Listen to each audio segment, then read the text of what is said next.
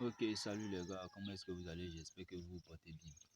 Voilà, aujourd'hui, on est sur notre site, on va réaliser nos long greens comme je vous l'avais dit la fois dernière que nous allons suivre ce chantier ensemble jusqu'à l'achèvement. Donc aujourd'hui, on va réaliser nos long greens. Voilà, on va voir un peu ensemble comment ça se passe. Bon, ici, on peut voir déjà notre villa basse qui se dessine. Voilà, voilà, là c'est une villa basse. Voilà. Donc on va aller maintenant au niveau de notre duplex. Voilà pour voir un peu l'avancement des travaux. Donc on va partager la vidéo au maximum afin que tout le monde puisse voir les explications voilà, qu'on pourra donner aujourd'hui sur notre site. Donc on va voir un peu voilà à quoi ressemblent les long greens avec leur coffrage. Donc tout à l'heure on va se rendre sur le site pour visualiser ça ensemble. Voilà. Donc, rendez-vous sur le site tout à l'heure. Ok les gars, donc nous sommes sur notre site. Voilà. Présentement, voici notre coffrage qui se présente.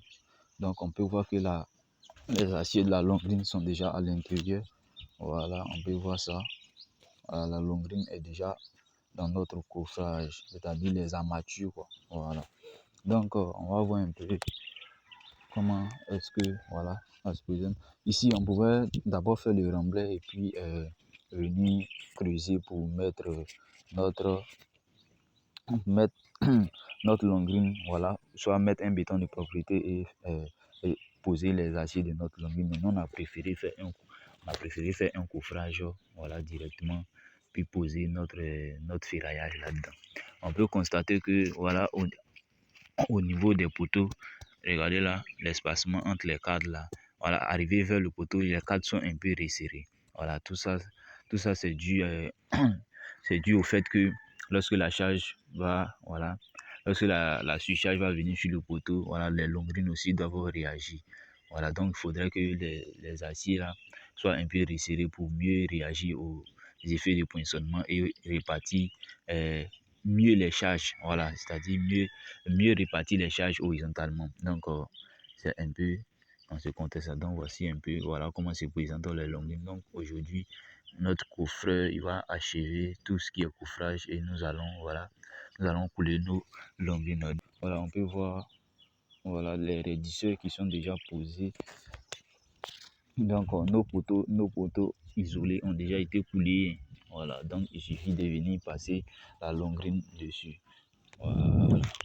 Donc, allons-y. Voilà. Voilà, ici, nous devons poser voilà, des aciers en attente. Voilà, aciers en attente des poteaux pour ne pas que voilà, lorsqu'on va couler notre béton.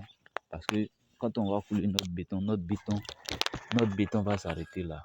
Notre béton va s'arrêter là. Regardez le recouvrement, c'est trop petit. Voilà, c'est trop petit pour que le prochain poteau puisse jouer efficacement son rôle. Est-ce que vous comprenez un peu? Donc, on va poser des aciers en attente. Quand je parle d'acier en attente, par exemple, où est-ce qu'on a déjà posé? Attends, que je passe là-bas, je vais vous montrer les aciers en attente. Les aciers en attente, par exemple, voici des aciers en attente. Vous voyez qu'on a déjà, voilà, on a attaché là, jusque là. Voilà, le recouvrement est bon. Voilà, c'est ça. Donc, c'est un peu comme ça qu'on doit faire cette partie-là. Donc, bientôt, nous allons déjà passer à notre remblai. Voilà, après avoir réalisé nos longrines. Donc, les longrines, c'est comme ça que ça se présente. Hein. Voilà, donc vous n'avez plus besoin de, voilà, vous n'avez même pas besoin de vous rendre sur un site pour pouvoir voir comment se présente la longrine. Donc c'est un peu ça, c'est un peu comme ça que ça se présente. Voilà, maintenant quand on vous dit de coffrer les longrines, voilà, par exemple, nous on a pris des planches. On a pris des planches pour coffrer nos longrines. Mais par contre, comme je l'avais dit, si c'était certaines personnes, ils allaient faire le remblai et après maintenant poser, faire un béton de propriété et poser la longrine dedans. C'est-à-dire, soit c'est la terre qui allait servir de coffrage. Mais dans nos cas, nous, on a pris les bois. Donc, si on avait quantifié le bois qu'on devait utiliser pour ces longrines là, on allait faire quoi? Ça fait une première face ici, une deuxième face là, et une troisième face en bas.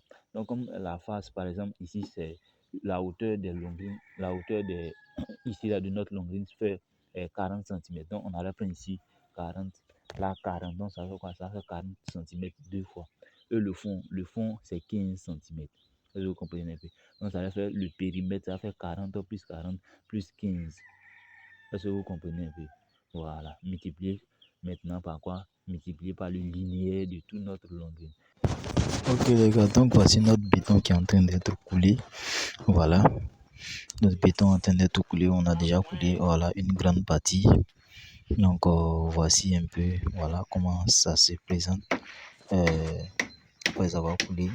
Donc on a déjà coulé beaucoup. Il reste pas grand chose à faire. Donc j'ai fait ça pour vous montrer un peu comment ça se passe lors du coulage des longrines. Ok, donc ici on peut voir voilà nos attentes qui sont là, tout est en place. Voilà, je vais vous montrer ici voilà nos raidisseurs qui sont déjà bien posés aussi.